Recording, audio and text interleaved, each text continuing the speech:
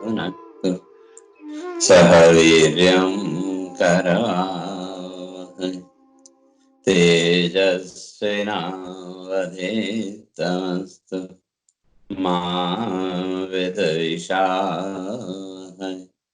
ओम शांति शांति शांति।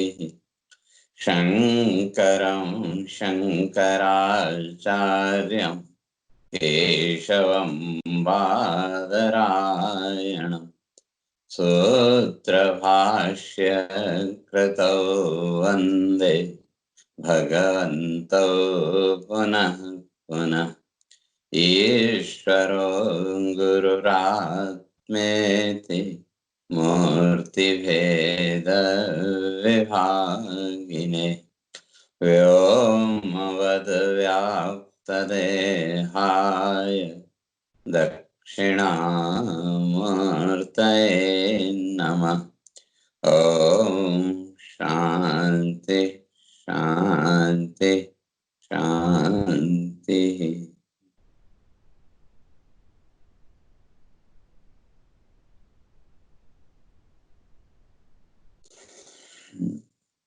तो विचार चल रहा था, तो अर्जुन को समझाते हुए भगवान इस बात को स्पष्ट करके आए थे, अशोच्य शोचस्तम प्रज्ञावादांश्च भाषसे गतासून्न गतासूंश्च नानुशोचन्ति पंडिता। तो सबसे महत्वपूर्ण बात जो है, भगवान यहाँ कहते हैं गतासून अगतासूंश्च नानुशोचन्ति पंडिता। क्योंकि जो विचारशील व्यक्ति है, पंडित का अर्थ लोक व्यवहार में हम जिसको पंडित कहते हैं वो नहीं, बल्कि विचारशील व्यक्ति, जीवन के सत्य और असत्य का जिसको ज्ञान है, या सत्य और असत्य का जिसके जीवन में चिंतन है, वही वास्तव में पंडित है।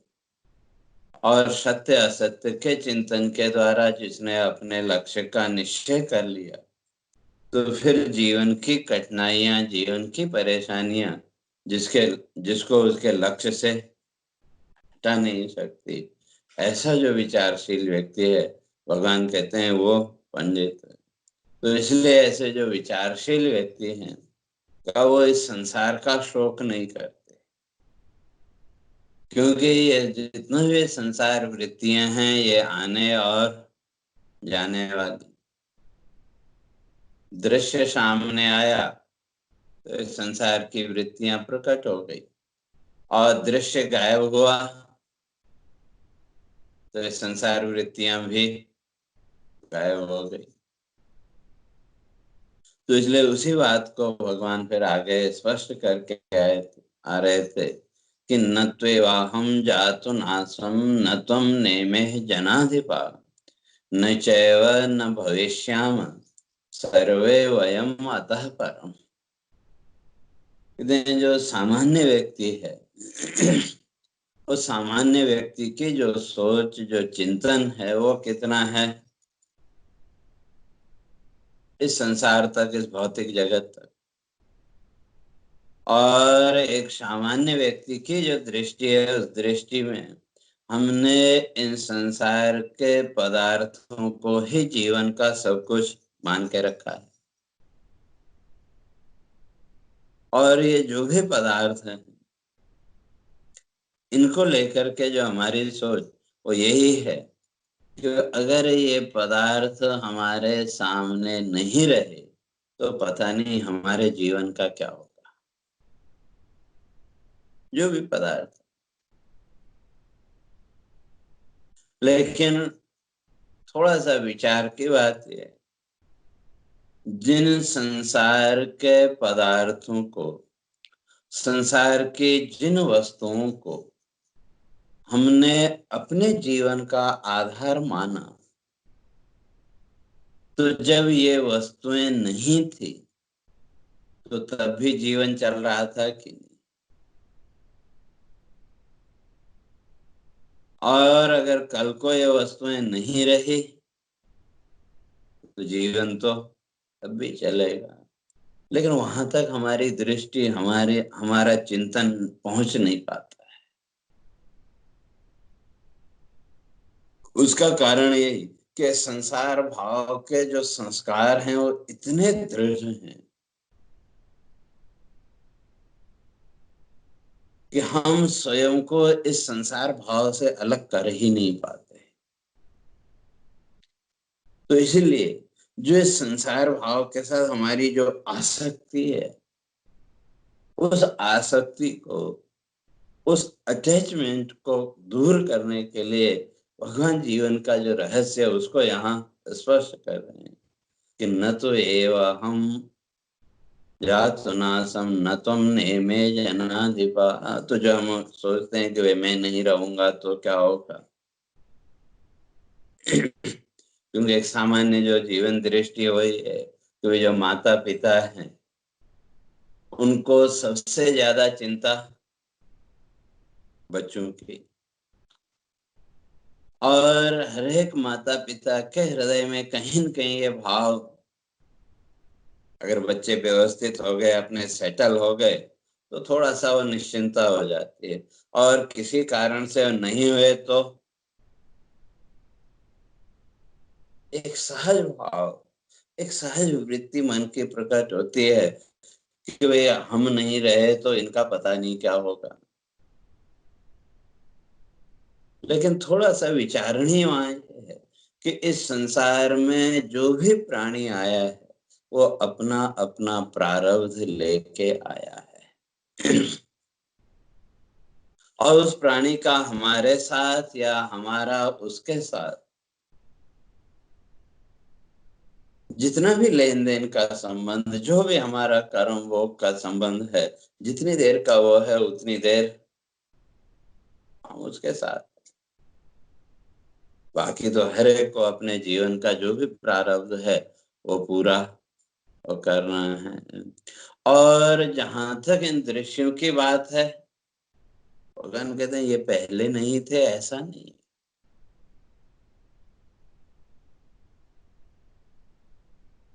और किस रूप में थे, तो आगे भगवान 16वें अध्याय में इसको स्पष्ट, 16वें श्लोक में इसको स्पष्ट करेंगे। तो ये जितना भी हमारा संसार है, जैसे मैंने कल भी कहा कि सोने के लिए जब बिस्तरे में गए, जिस संसार को हमने अपने जीवन का सब कुछ मान रखा था, वो संसार उस साउंड स्लीप की स्थिति में, उस निद्रा की स्थिति में, वो सारा संसार कहाँ है? वहां कोई दृश्य नहीं है, कोई चिंता नहीं है, कोई संसार की कल्पना नहीं है। लेकिन मैं स्वयं का जो अस्तित्व, सेल्फ एग्जिस्टेंस कहें या मैं का भाव, वो तो है कि नहीं।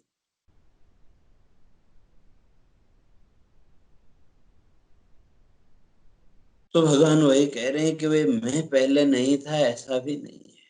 और मैं का अर्थ यहाँ भगवान कृष्ण को भी ले सकते हैं और अपनी सेल्फ एग्जिस्टेंस, आत्म सत्ता को भी ले सकते हैं कि संसार के जितने भी पदार्थ, जो भी दृश्य हमारे सामने आए, अब चाहे वो दृश्य हमारी कल्पना के हों या यथार्थ में दिख रहे,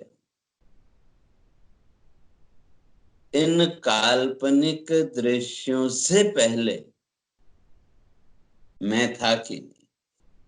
मैं का अर्थ वे अपने होने का भाव। और ये दृश्य जितने भी हैं ये नहीं थे, ऐसा नहीं, क्योंकि संस्कार रूप से उन दृश्यों को हमने पकड़ के रखा है कि नहीं। संस्कार रूप से तो हमारे चित्त में वो बैठे हुए हैं, क्योंकि अगर वो संस्कार नहीं होते तो कोई भी दृश्य को देखते ही आपकी मन की कल्पना, आपका मन का संसार खड़ा नहीं होता।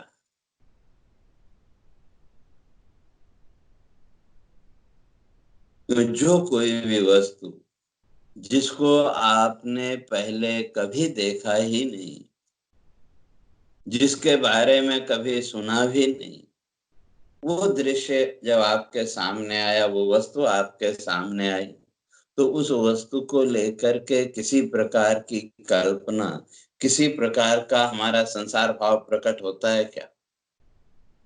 हम सीधे कहते भाई इस बारे में हमको पता नहीं, और उस वस्तु को लेकर के कोई संसार भाव भी प्रकट नहीं हुआ, कोई सुख दुख का भाव भी प्रकट नहीं हुआ। अगर हमारे चित्त में संस्कार हैं तो वो सुख दुख आदि के भाव वो प्रकट है। तो इसलिए वो जो मैं तत्व है, वो जो अहम तत्व है, अपने अस्तित्व का जो भाव है, सेल्फ एग्जिस्टेंस का भाव जो है, भगवान कहते हैं वो कभी नहीं था, ऐसा नहीं है। क्योंकि जिस समय ये संसार है, जैसे मैंने कल भी कहा, सुबह से लेकर के शाम तक हमने अपने आप को कितने रूपों में देखा, अलग अलग रूपों में देखा कि नहीं? कभी हमने स्वयं को पिता के रूप में देखा, कभी पुत्र के रूप में, कभी भाई के रूप में, कभी बहन के रूप में। जो भी हमारा जीवन का व्यवहार है, उस व्यवहार के अनुसार जो दृश्य हमारे सामने आया, उन दृश्यों के अनुसार हमने स्वयं के ही, अपने ही अलग अलग रूप देखे कि नहीं? लेकिन इन रूपों का जो हमको आभास होता है, तो ये रूप वास्तव में है कहाँ? किसी भी रूप को आप दिखा सकते हैं क्या? शरीर है वो अपनी जगह जहां है, जैसा है वो है। लेकिन सुबह से लेकर के शाम तक हमने अपने जितने भी रूप देखे, उन रूपों को हम कहीं दिखा सकते हैं क्या संसार में? किसी को हम नहीं दिखा सकते।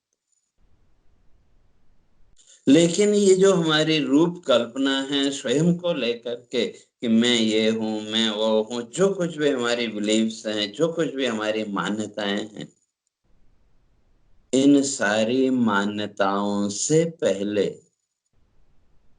सेल्फ एग्जिस्टेंस का भाव है कि नहीं? और वो सेल्फ एग्जिस्टेंस का भाव कभी नष्ट हुआ क्या? साउंड स्लीप में से भी कोई हमको जगा के पूछे कोई कौन हो, तो तुरंत हमारे मुंह से क्या निकलता है? मैं। फिर मैं कौन हूँ, क्या हूँ, फिर वो प्रोजेक्शन हम जोड़ते गए, लेकिन पहला शब्द मुंह से जो निकला वो ये कि मैं। तो इसलिए वो जो आत्म सत्ता है, भगवान कह रहे हैं, वो जिसको लेकर के हम मैं कह रहे हैं, या जिसको हम ईश्वर कह लें, और मुख्य रूप से वही मैं का भाव, सेल्फ एग्जिस्टेंस का जो भाव, वो नहीं था, ऐसा नहीं। लेकिन हमने उस सेल्फ एग्जिस्टेंस को, स्वयं की सत्ता को कहीं न कहीं इस संसार भाव के साथ जोड़ के रखा है। और उसमें सबसे पहला भाव है हमारा शरीर का। हमने अपने होने की जो अनुभूति है, हमारी जो सेल्फ एग्जिस्टेंस की अनुभूति है, सेल्फ एग्जिस्टेंस का जो नॉलेज है, उसको हमने सबसे पहले प्रोजेक्ट किया किस पर? इस बॉडी पर।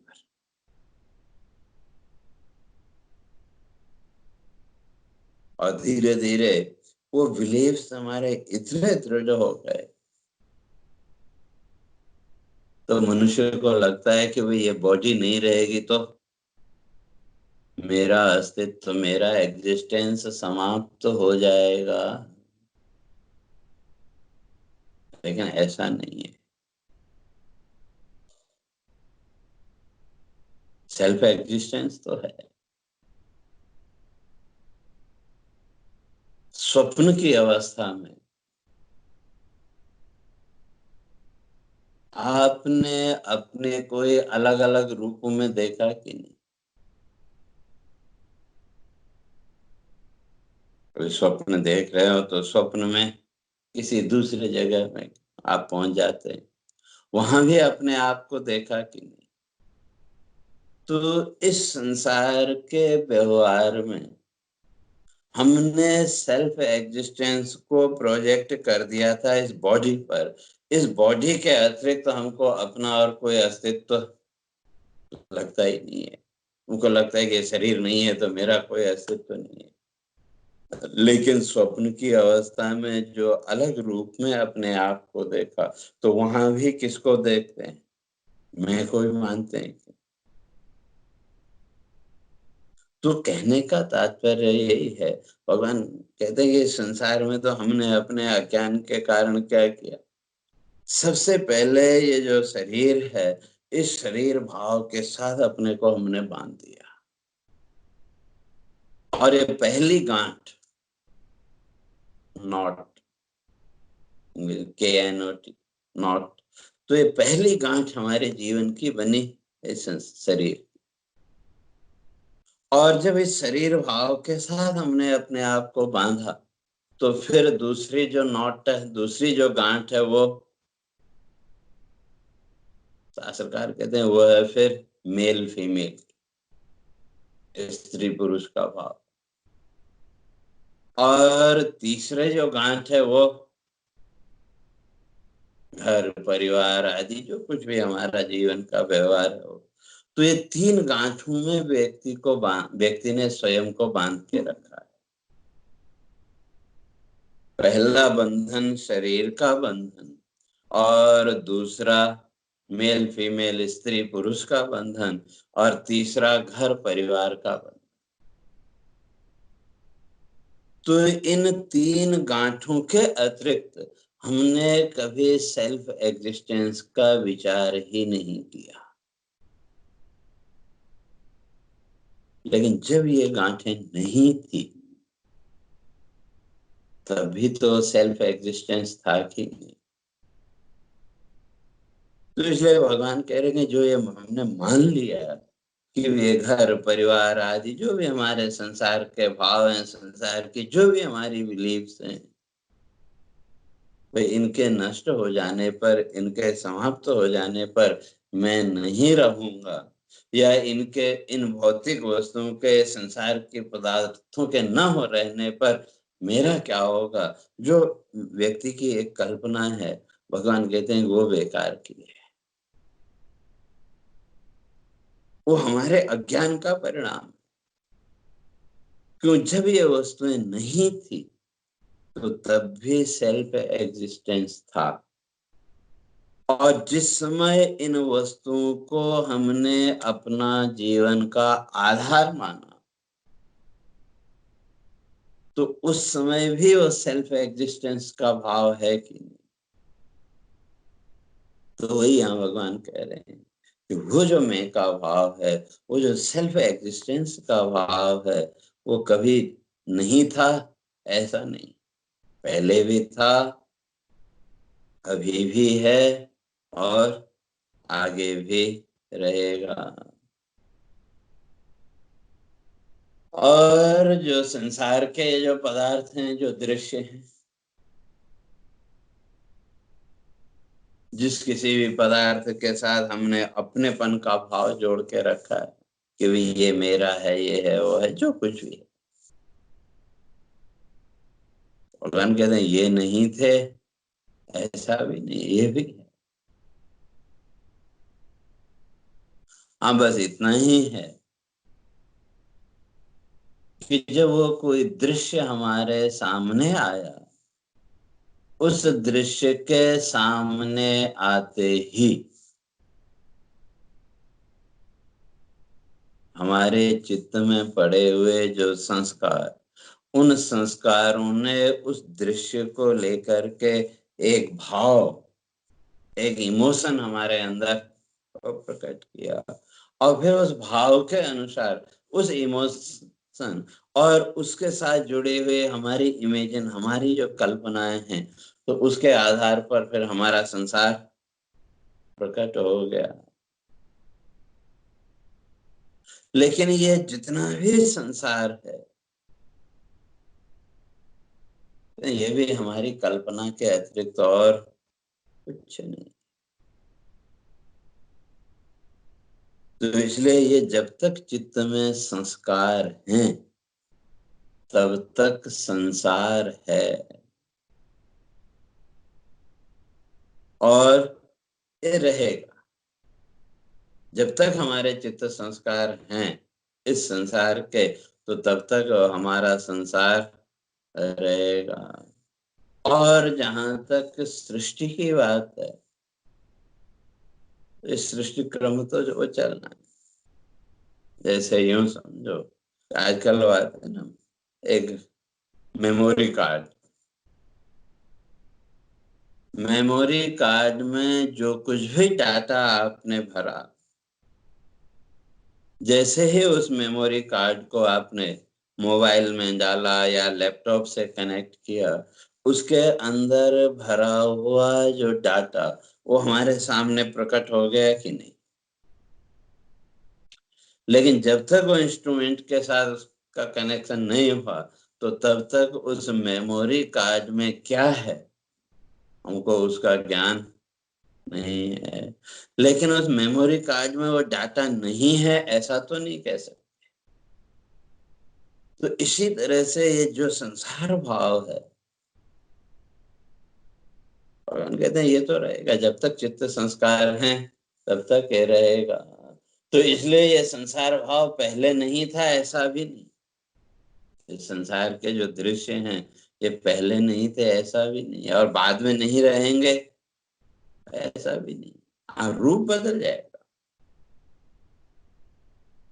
बचपन से लेकर के आज तक अगर हम देखें, अपने ही शरीर को लें, इस शरीर का जो रूप था उस रूप में कितना परिवर्तन आया। तो इसी तरह से संसार के दृश्यों के रूप बदलते जाएंगे, लेकिन ये संसार तो ऐसे ही चलते रहना। तो इसलिए भगवान कहते हैं ये सारे के सारे जो दृश्य हैं, ये दृश्य पहले भी थे और अभी भी हैं।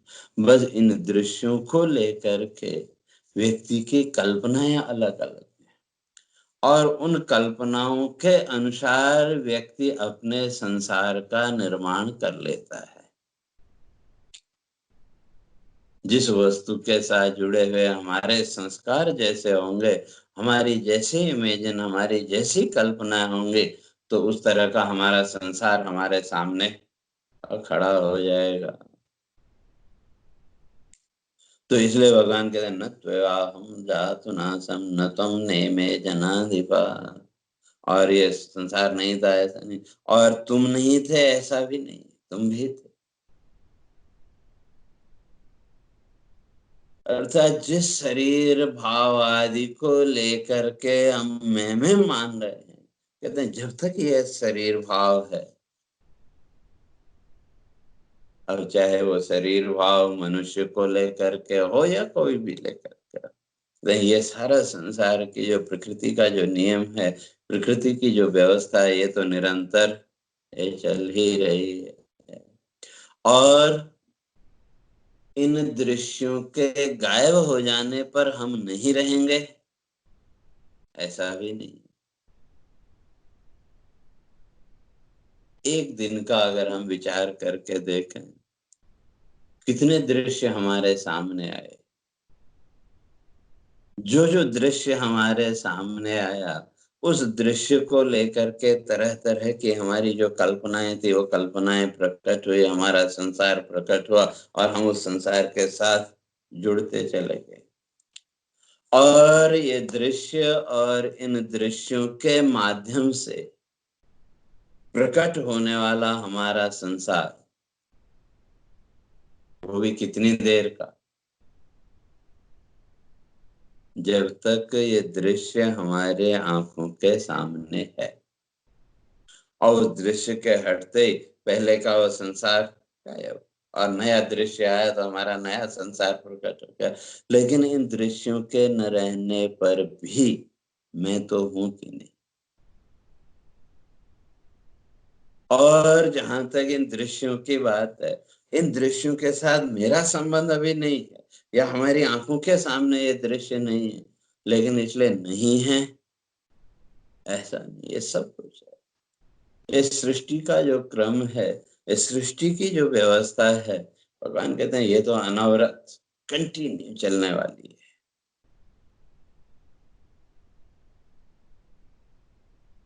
लेकिन हमने जो मान लिया है इन संसार के दृश्यों को लेकर के, या इन संसार के दृश्यों को अपने जीवन का जो सब कुछ मान लिया, भगवान कहते हैं विचार के द्वारा उससे बाहर निकलो।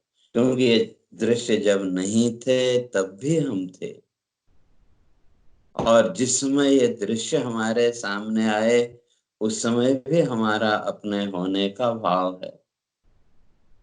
और हम इन दृश्यों के सामने से हट गए तो तब भी ये दृश्य तो अपनी जगह रहेंगे। तो इसलिए इस संसार के दृश्यों में आसक्ति, भगवान कहते हैं वो ठीक नहीं है। या इन संसार के दृश्यों को, इन संसार की कल्पनाओं को ही जीवन का सब कुछ मान लेना, जो मनुष्य ने एक अपनी मन की वृत्ति बना रखी है, भगवान कहते हैं उससे विचार पूर्वक बाहर निकलना है।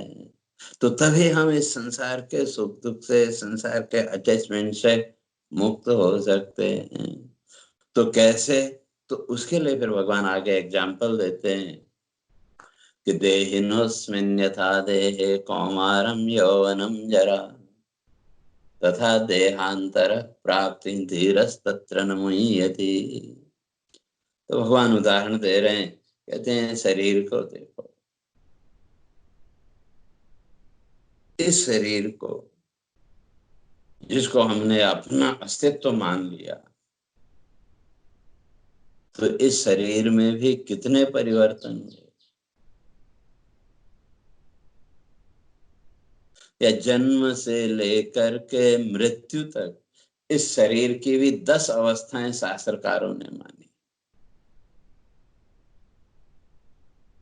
जन्म से लेकर के मृत्यु तक इसके 10 स्टेज है, और हर समय के बाद वो स्टेज बदलती रही, शरीर बदलता रहा।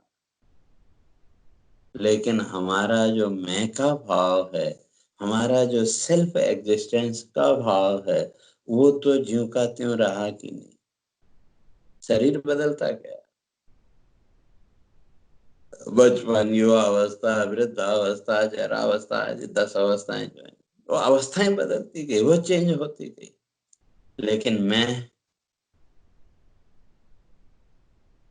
हमारी जो अपनी फीलिंग है, हमारा जो सेल्फ एग्जिस्टेंस का जो भाव है, वो नहीं बदला। तो इसी तरह से ये जितना भी संसार है, भगवान कहते हैं संसार के दृश्य तो बदलते रहेंगे, इन दृश्यों के बदलने पर भी जो हमारा सेल्फ एग्जिस्टेंस है वो कभी बदलने वाला नहीं है। तो इसलिए जो विचारशील व्यक्ति है वो इस संसार के परिवर्तनों के साथ अपने को अटैच नहीं करता।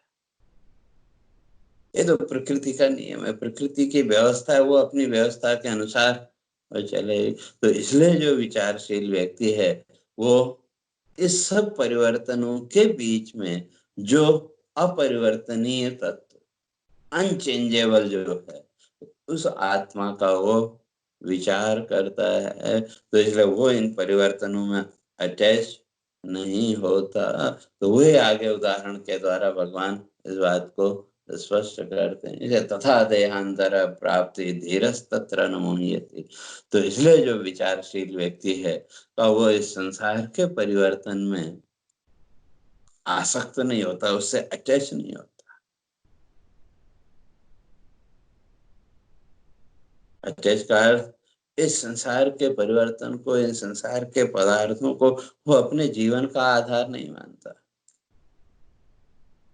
क्योंकि ये जितना भी हमारा संसार है, इस संपूर्ण संसार का जो आधार बेस है वो हमारा सेल्फ एग्जिस्टेंस है।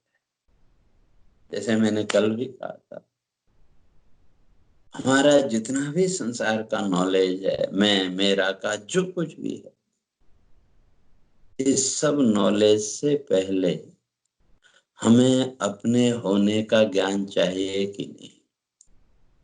और अगर हमको अपने होने का ही ज्ञान न हो तो संसार की किसी भी वस्तु का ज्ञान संभव नहीं है। तो जिस संसार को हमने अपने जीवन का सब कुछ मान रखा था, तो इस संसार का बेस, इसका आधार क्या हो गया? हमारा सेल्फ एग्जिस्टेंस। लेकिन हमने तो उसको उल्टा माना।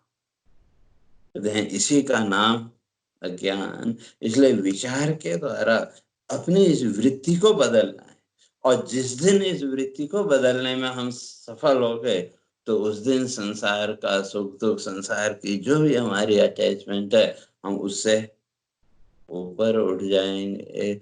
तो कैसे? तो भगवान अगले श्लोक में इसमें देहिनोऽस्मिन् यथा देहे कौमारम यौवनम जरा तथा देहांतर प्राप्ति धीरस्तत्र न मुह्यते। इस श्लोक और अगले श्लोक के द्वारा मात्रा स्पर्शास्तु कौन्तेय शीतोष्ण सुख दुःखदा आगमापायिनस्थितिक्षस्व भारत। तो इन दोनों के द्वारा उसको स्पष्ट करेंगे और उसकी चर्चा सोचता हूँ फिर अपने कल करेंगे। हरि ओम। पूर्णमदः पूर्णमिदं पूर्णात् पूर्णमुदच्यते पूर्णस्य पूर्णमादाय पूर्णमेवावशिष्यते। ओम शांति शांति शांति। शंकरं शंकराचार्यं केशवं बादरायणं सूत्रभाष्य कृतौ वन्दे भगवन्तौ पुनः पुनः। ईश्वरो गुरुरात्मेति मूर्तिभेदविभागिने व्योमवद्व्याप्तदेहाय दक्षिणामूर्तये नमः। ओम शांति शांति शांति।